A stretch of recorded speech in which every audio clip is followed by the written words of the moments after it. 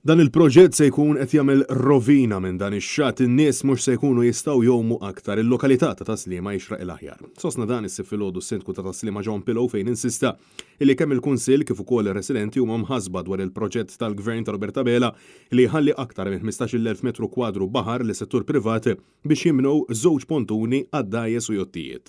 Dan il-proġett se jirvina din l-erja tal-bajja fej kuna mill-jottijiet il-baħar jitniġġes, fuels, kollox. Hawnhekk hija żona frekwentata ħafna mill-Slimiżi anki mhux Slimiżi.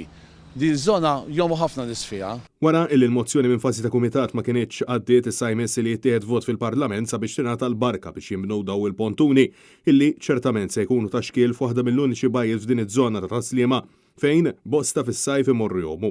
Għalaqstant is-Sindku Nazzjonalista John Pillow appella lid-deputati ta' żewġ naħat tal-Kamra sabiex jagħmlu l-għażla tajba dik favur iċ-ċittadini.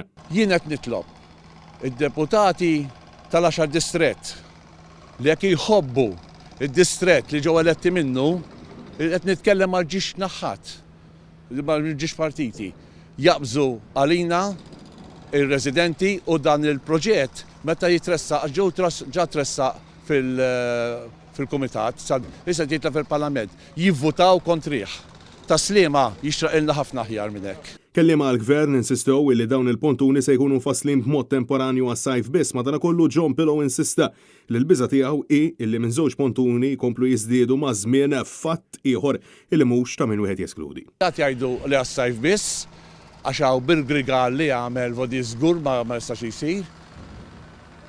Il-biża' tiegħi li bħalissa qed jgħidu se jieħdu round about 15,000 square meters u nibża' li jiżdied imbagħad minn hemmhekk nieħdu aktar law, nibqgħu nieħdu. Fix-xhur u l-ġimgħat li għaddew il-Partit Nazzjonalista kien ċar li huwa kontra il-bini ta' dawn il-pontuni fejn intqal li l-Gvern ta' Roberta Bela qed jagħmel l-oppost ta' dak illi qed jgħid fejn minflok jagħti ħsieb l-ambjent fil-lokalitajiet Maltin u Għawċin, f'dan il-każ il-baħar qiegħed jeddet iż-żona u jxekkel in-nies minn dan l-ispazju miftuħ.